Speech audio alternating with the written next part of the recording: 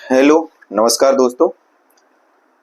काफ़ी दिनों के बाद आप हमारी इस वीडियो को देख पा रहे होंगे और थोड़ा समय लग गया वीडियो को लाने में। इसके लिए माफ़ी चाहूँगा। और हमारे इस चैनल पे हमने कई सवाल डाले, तो उन सवालों के लगभग 4000 प्लस लोगों ने आंसर किए, कई सवालों के ऐसे। तो उसके लिए धन्यवाद आपका। तो चलिए आज का टॉपिक हम देखते हैं। तो हमारा टॉपिक है आज का direct speech and indirect speech. इसको हम डायरेक्ट एंड इनडायरेक्ट नरेशन भी बोलते हैं। ठीक, ये हमारा ग्रामर का पार्ट चल रहा था। GRAMMER, ठीक है, GRAMMER या GRAMMER। ठीक, ग्रामेटिकली अगर बोलें तो इसको GRAMMER ही बोलेंगे।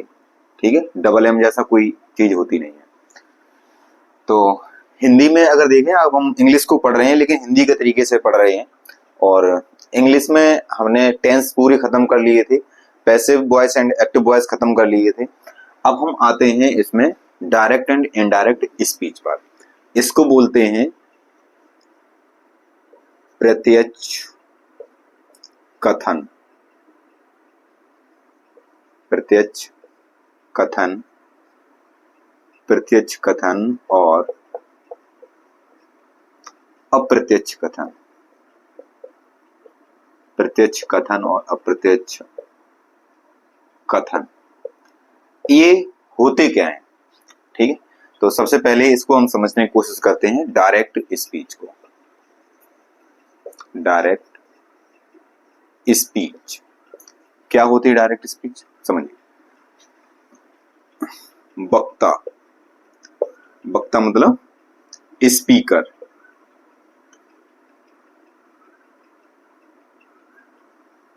स्पीकर, स्पीकर का मतलब जो बोलने वाला। ठीक है, वक्ता की बात को, वक्ता की बात को ज्यों का त्यों, ज्यों का त्यों कह देना, ज्यों का त्यों कह देना डायरेक्ट स्पीच। डायरेक्ट स्पीच कहलाती है। ठीक है, मतलब क्या हुआ? कोई वक्ता है, कोई स्पीकर है और अपनी बात को जिस व्यक्ति ने जैसे कहा वैसे ही बोल दिया। ठीक, तो वो क्या होगी? Direct speech. समझिए इसको एक एग्जांपल के माध्यम से समझेंगे। जैसे Ram said, comma, inverted comma,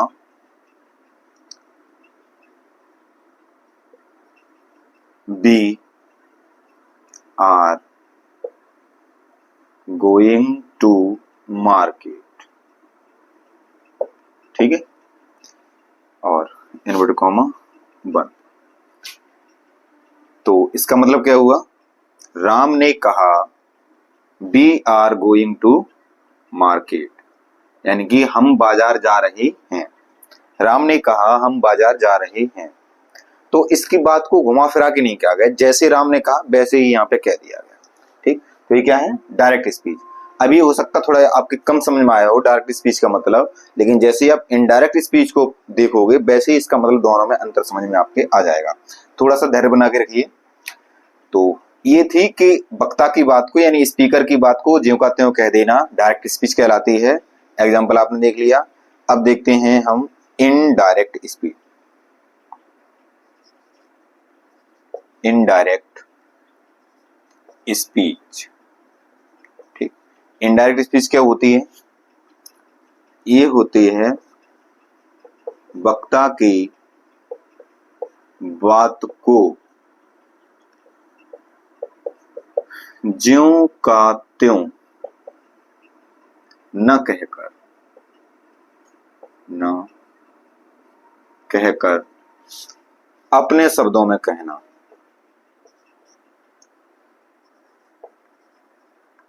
अपने शब्दों में कहना।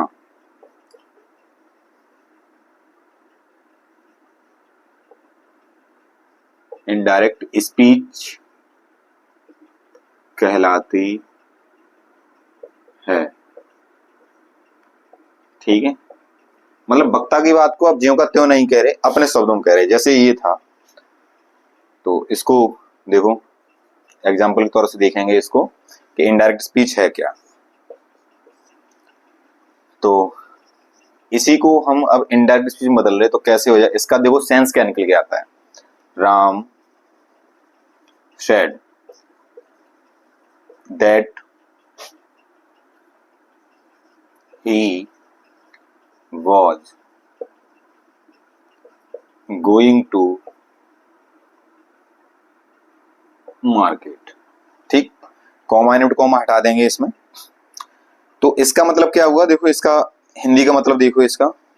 राम सेड, राम ने कहा, दैट कि he was going to market, वह बाजार जा रहा था। राम ने कहा, राम ने कहा वह बाजार जा रहा था। यहां पर क्या था, राम ने कहा मैं बाजार जा रहा हूं, और यहां पर क्या हो गया, राम कहता था कि, राम कहता था कि वह बाजार जा रहा है। तो वक्ता की बात को ज्यों का त्यों नहीं कहा गया, एक तीसरे व्यक्ति के माध्यम से कहा गया। यानी उस व्यक्ति ने देखा होगा, राम ने देखा उसको, किसी व्यक्ति को, उसको, और फिर उसको देखने के बाद कहा। यहां पर क्या है, उसकी बात को ज्यों का त्यों कहा गया, लेकिन यहां पर ज्यों का त्यों नहीं कहा गया, अपने शब्दों में कहा गया है। राम कहता था कि वह बाजार जा रहा था। ठीक है, अब हम देखते हैं इसके कुछ पार्ट्स कि जब डायरेक्ट स्पीच से इनडायरेक्ट स्पीच में बदलते हैं तो इसके किस पार्ट को क्या क्या बोलते हैं, देखिएगा। उसके बाद में इसके नियम पर पहुंचते हैं। ठीक है, देखिए एक ही सेंटेंस को लेके चलते हैं तो आपको थोड़ा सा अभी समझने में आसानी होगी। Ram said, comma, inverted comma, और क्या था, we are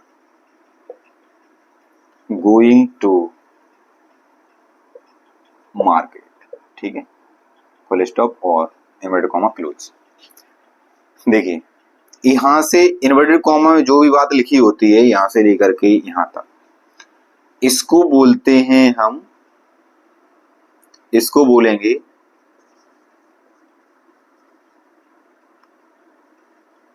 reported speech.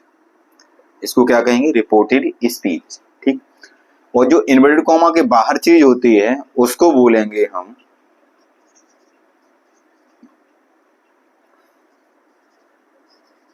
Reported, sorry, reporting speech.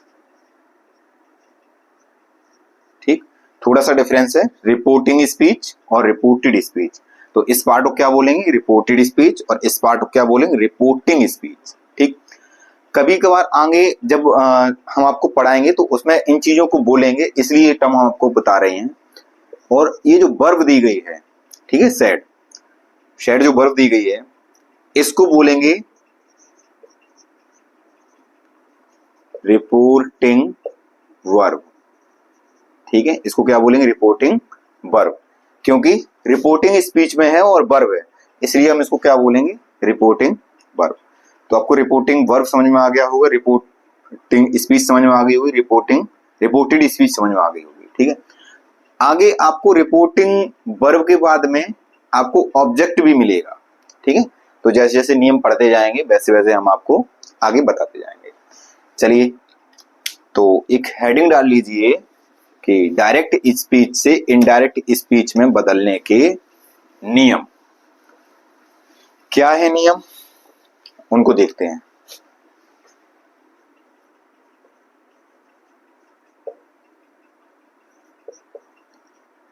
Direct speech से इनडायरेक्ट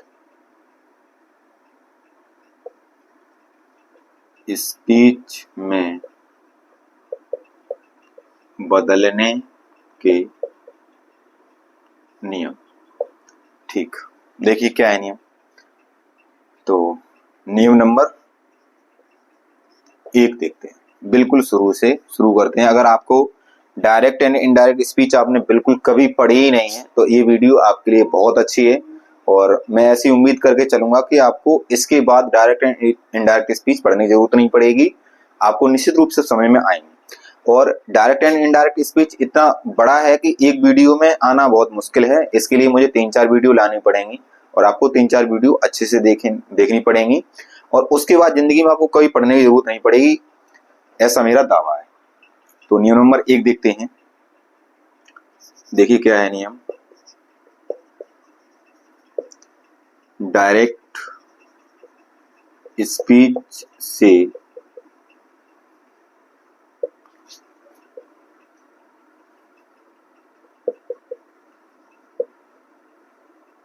इनडायरेक्ट स्पीच में बदलते समय कॉमा तथा इनवर्टेड कॉमा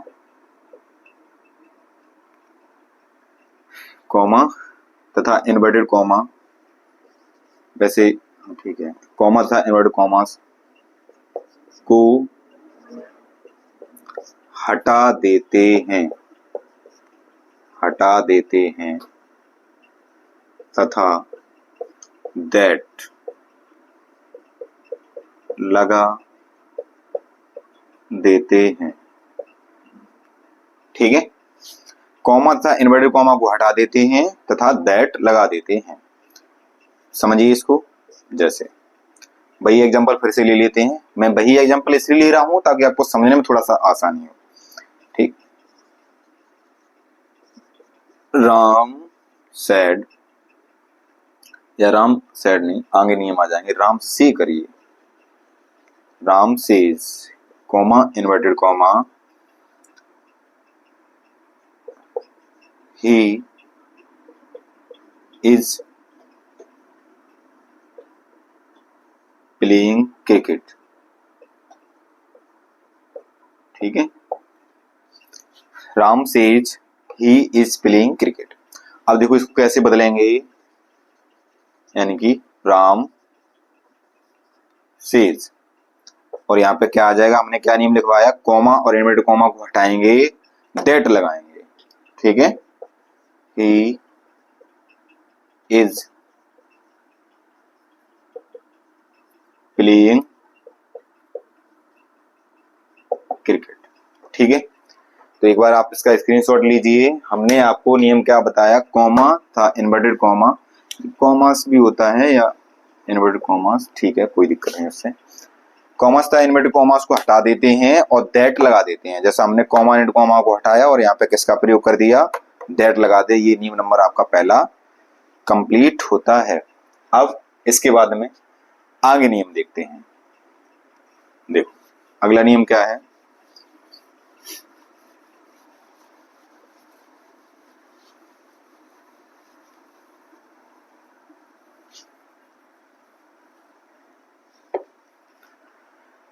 अगला नियम है कि डायरेक्ट स्पीच से इनडायरेक्ट स्पीच में बदलते समय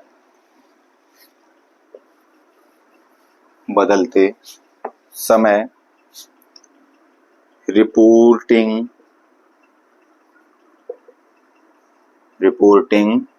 वर्ब आ गई, वही रिपोर्टिंग वर्ब जो मैंने आपको बताई थी।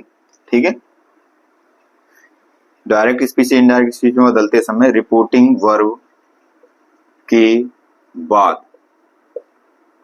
बाद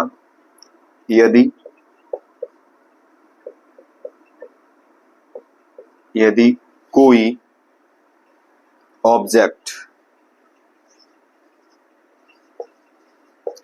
मतलब कर्म, ठीक है, ऑब्जेक्ट दिया है तो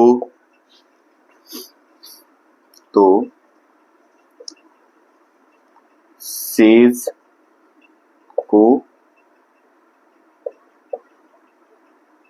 टेल्स में, सेज को टेल्स में और शैड को टोल्ड में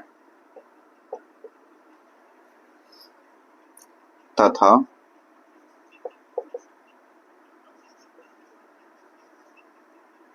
बिल से भी आता है, से नहीं, केवल बिल से लिखो पूरा, बिल या से ही रहने दो, सॉरी, तथा से को टेल में बदलते हैं। नियम नंबर 2 आपका क्या कह रहा है कि रिपोर्टिंग वर्ब के बाद यदि कोई ऑब्जेक्ट यानी कर्म हो, कर्म दिया है, तो से को किसमें बदलेंगे, टेल्स में, शैडो किसमें बदलेंगे, टोल्ड में, और से को किसमें बदलेंगे, टेल में बदलते हैं। जैसे मैं इसका नियम यहाँ पे लिख दिया, लेकिन इसका एग्जाम्पल ऊपर लिख रहा हूँ। नियम लिखा रहे और एग्जाम्पल भी लिखा हुआ हो तो आपको समझने में थोड़ी आसानी होगी। जैसे मैं लिखता हूं इसको,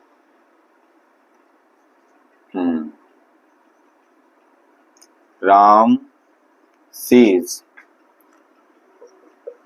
टू, सॉरी यहाँ पे सेज ना लिखे, टू सेज लिखो, टू सेड लिखो और टू से लिखो, क्योंकि वो पूरा ही चेंज होता है। Ram said to Mohan, Ram said to Mohan, comma, inverted comma, they are going to school, ठीक है, और कॉमा, यहाँ मिनट कॉमा बंद है, समझ लेना इसको। तो इसको चेंज कैसे करेंगे हम, नियम नंबर 2 के अकॉर्डिंग, राम, अब सेज टू आ रहा है तो सेज टू को किसमें बदलेंगे हम, सेज टू को टेल्स में, ठीक है, राम टेल्स मोहन, ठीक है, अरे उल्टा लिख दिया यार इसको, सॉरी, सेज टू होना चाहिए था, सैड टू होना चाहिए, से टू होना चाहिए, उल्टा लिख गया था। थोड़ा सा भैया कॉम्प्रोमाइज करके चलिएगा, ठीक, यानी कि सेज टू, सैड टू और से टू, क्योंकि यहाँ पे जब आया तो थोड़ा सा जब एग्जाम्पल देखते हैं तो आसानी होती है समझने में। राम टेल्स, अब यहाँ पे टू हट जाएगा और क्या आ जाएगा, मोहन, ठीक है, क्योंकि हमने यहाँ पर किसको बदला, सेज टू को पूरा टेल्स में बदलते हैं, ठीक, राम टेल्स मोहन। अब इसमें ऐसा नहीं है कि दूसरा नियम लगाया तो पहला नियम रिमूव हो जाएगा, नहीं, दूसरा नियम के साथ साथ पहला नियम भी लगेगा, ठीक है, अगर तीसरा नियम आएगा तो उसमें तीसरा नियम तो लगेगा, दूसरा भी लगेगा और पहला भी लगेगा। तो उसी तरह से दूसरा नियम लग गया। अब पहला नियम क्या था, कॉमा, कॉमा को हटाओ और दैट लगाओ, ठीक है, तो हमने यहाँ पे क्या लगा दिया, दैट, ये पहला नियम है और ये दूसरा नियम है। राम टेल्स मोहन दैट, और आगे की चीज वैसे ही, दे आर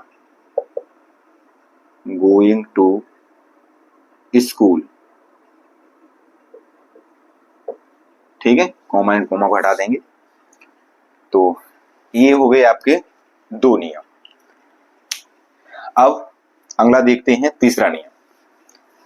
तीसरा नियम क्या कहता है, और आज 3 ही नियम को समझ पाएंगे, क्योंकि नहीं तो फिर हो जाएगा बहुत ज्यादा। नियम नंबर 3 देखते हैं।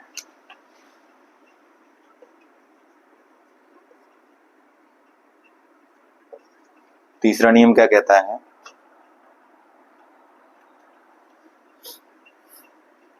यदि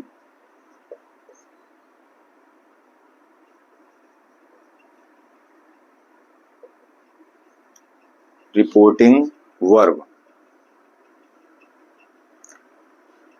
यदि रिपोर्टिंग वर्ब प्रेजेंट या फ्यूचर, प्रेजेंट या फ्यूचर टेंस में हो या है। यदि रिपोर्टिंग वर्ब प्रेजेंट या फ्यूचर टेंस में है तो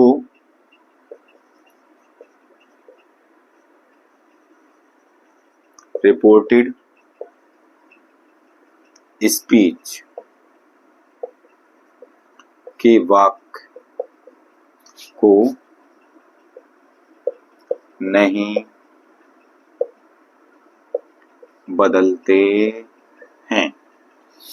देखो रिपोर्टिंग वर्ब जो है हमारी प्रेजेंट या फ्यूचर टेंस में है तो रिपोर्टेड स्पीच के वाक्य को नहीं बदलते हैं, जैसा कि अभी आप पीछे देख भी रहे थे। ठीक, एक एग्जांपल के लिए मैं बता दे रहा हूं, हालांकि इन्हीं में पूरा तीन जो है इन्हीं में पूरा नहीं हुआ। इसको एग्जांपल से समझ लेते हैं, उसके बाद में फिर इसको पूरा करते हैं इस नियम को। जैसे हमने लिखा Ram will say, Ram will say comma inverted comma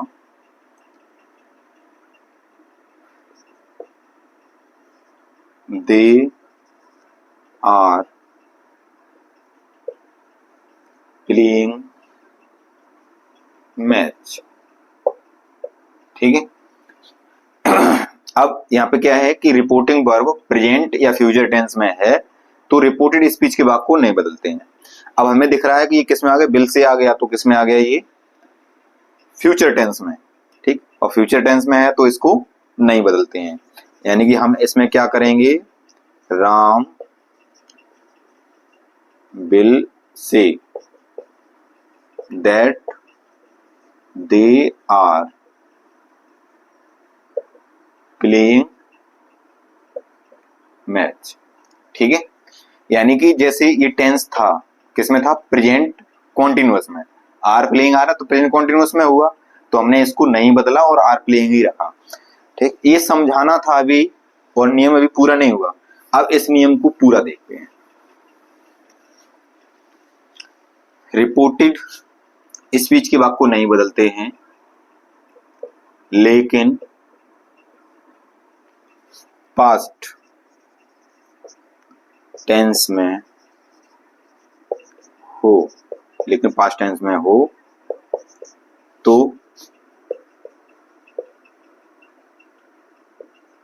निम्न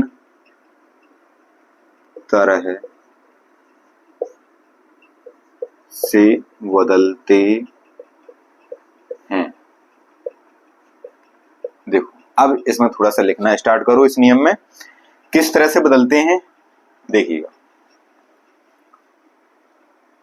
जैसे यहाँ पे हमने लिखा टेंस और इधर लिख दीजिए टू चेंज, किसको किस में बदलते हैं। पहला है हमारा present indefinite tense, indefinite tense. ठीक, तो इसको चेंज किस में करेंगे, प्रेजेंट इंडेफिनिट टेंस को पास्ट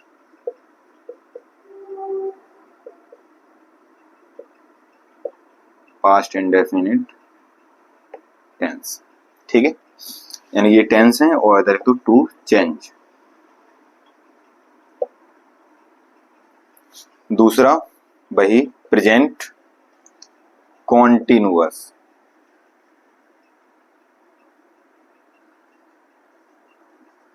कॉन्टिन्यूअस टेंस, इसको किससे बदलेंगे, पास्ट के कॉन्टिन्यूअस टेंस। ठीक, तीसरा आता है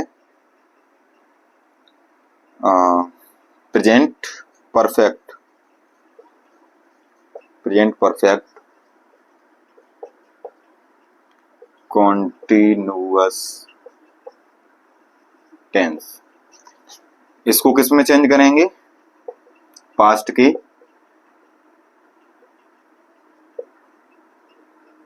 परफेक्ट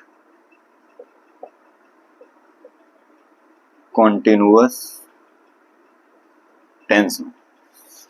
नंबर 4 आता है कौन सा, प्रेजेंट, ओ सॉरी ऊपर नीचे हो गया, चलो कोई बात नहीं, पहले परफेक्ट कॉन्टिन्यूस बाद में परफेक्ट आना चाहिए था, तो कॉन्टिन्यूस परफेक्ट कॉन्टिन्यूस, तो परफेक्ट लिख लो, कोई दिक्कत नहीं है, PRFECT, प्रेजेंट परफेक्ट टेंस। इसको कैसे बदलेंगे, पास्ट के परफेक्ट टेंस में। ठीक, यानी कि यहां से एक चीज समझ में आती है कि प्रेजेंट के जितने भी पार्ट हैं वो किस में बदलेंगे, सभी के सभी पास्ट में बदलेंगे। ठीक है, अब हम ऐसा नहीं है कि अब प्रेजेंट वाले पास्ट में बदल गए तो पास्ट वाले फ्यूचर में बदल जाएंगे, नहीं, उनके लिए कुछ थोड़ा सा अलग है। तो इसका एक बार स्क्रीनशॉट ले लो, उसके बाद चलते हैं आगे। ठीक है, देखिए उनको कैसे बदलते हैं, देखिएगा।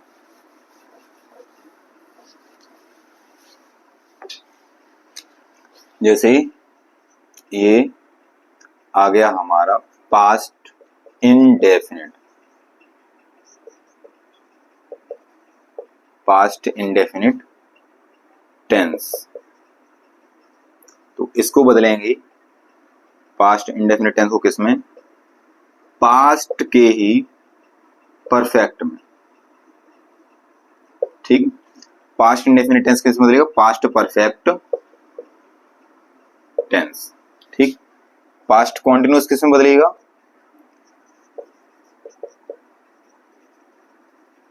पास्ट कॉन्टिन्यूस टेंस किसमें बदलेगा, पास्ट के परफेक्ट, पास्ट के परफेक्ट कॉन्टिन्यूस में। ठीक है, यानी कि पास्ट इंडेफिनिट बदलेगा पास्ट परफेक्ट में और पास्ट कॉन्टिन्यूस किसमें बदलेगा, पास्ट परफेक्ट कॉन्टिन्यूस में। ठीक है, अब आता है आपका past, past perfect, past perfect tense. ये आपका रहेगा भैया नो चेंज, ये बदलेगा ही नहीं। ठीक, अब आता है आपका पास्ट परफेक्ट कॉन्टिन्यूअस टेंस। तो पास्ट परफेक्ट कॉन्टिन्यूअस किसमें बदलेगा, ये भी आपका क्या रहेगा, नो चेंज, ये भी नहीं बदलेगा। तो ये पास्ट के प्रेजेंट के सारे पार्ट हो गए और पास्ट के हो गए, लेकिन अब फ्यूचर का ऐसा नहीं होता है। फ्यूचर के लिए क्या करेंगे, उनकी जो वर्ब होती हैं वो चेंज होती हैं। देखो वर्ब जैसे किस में चेंज होगी, जैसे ये बिल आ गई तो बिल को चेंज किस में करेंगे, वुड में, WOU। ठीक है, वुड, बिल, उसके बाद में सेल आ गई। ठीक, तो सेल को किसमें बदलेंगे, should, SHOUL, should, will, shall, can.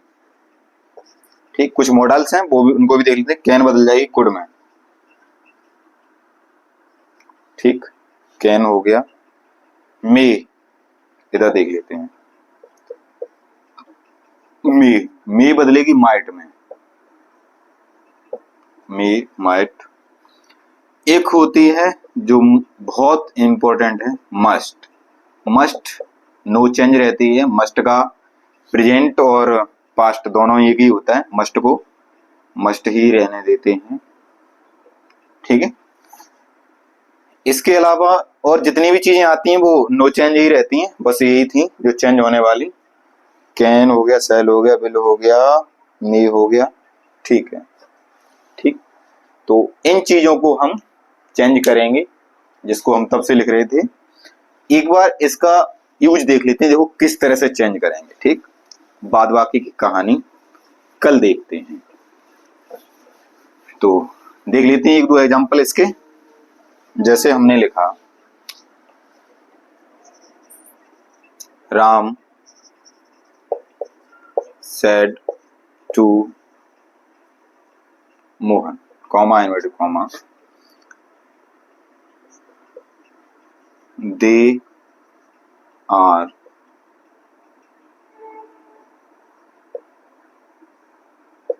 eating the grapes। ठीक, फुल स्टॉप और इनवर्टेड कॉमा बंद।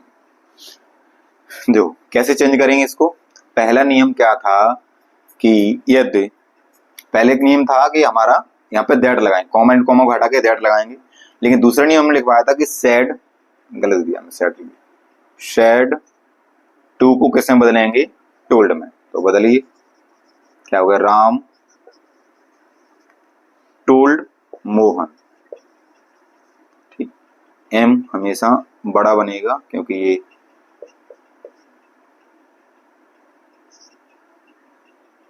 Ram said to Mohan, Ram told Mohan, और यहाँ पे क्या आ जाएगा, दैट। ठीक, दे। अब हमने बताया था कि प्रेजेंट कॉन्टिन्यूअस, आर आ रहा है तो किस टेंस का वाक्य है, प्रेजेंट कॉन्टिन्यूअस का, किसमें बदलेंगे, पास्ट कॉन्टिन्यूअस में। तो पास्ट कॉन्टिन्यूअस की हेल्पिंग वर्ब क्या होती है, हेल्पिंग वर्ब दे के अकॉर्डिंग क्या लगेगी यहाँ पे, वर। ठीक है, Ram told Mohan that they were, आगे वैसाई, ईटिंग द ग्रेप्स। अभी तक हमने आपको 3 नियम पढ़ाए हैं, 3 के तीनों नियम देखो। सबसे पहला नियम क्या था कि कॉमा एंड कॉमा को हटाएंगे, दैट लगाएंगे, पहला नियम हो गया। शेड टू को हम टोल्ड में बदलेंगे, ये भी हो गया। जो यहाँ पर हमारा टेंस होता था बदलने के लिए, यानी कि प्रेजेंट कॉन्टिन्यूअस किससे बदलेंगे, पास्ट के कॉन्टिन्यूअस में, तो हमने वो भी बदल दिया, यहाँ पे ये कर दिया। ठीक, एक और देख लेते हैं, जैसे राहुल बिल से, राहुल कहता होगा that Meera was dancing, Meera नाच रही थी। ठीक है, तो अब देखो, अब इसको चेंज कैसे करेंगे, राहुल, अब इसके बाद में कोई ऑब्जेक्ट तो आ नहीं रहा, तो बिल से को हम क्या करेंगे, बिल से ही रहने देते हैं। ठीक है, लेकिन यहाँ पे दैट जरूर लग जाएगा। हमने नियम अभी तीसरा क्या लिखवाया था कि यदि रिपोर्टिंग वर्ब प्रेजेंट या फ्यूचर टेंस में, ये किस में आ रही, फ्यूचर में, तो रिपोर्टेड स्पीच के वाक्य को नहीं बदलते हैं, तो आगे का टेंस जो हमारा नहीं बदलेगा, और ये क्या रहेगा, मीरा वॉज डांसिंग। ठीक है, तो चलिए आज के लिए इतना ही, और हमारे शो में जुड़ने के लिए धन्यवाद। आगे की कहानी हम आपको कल लेके आते हैं। Thank you so much.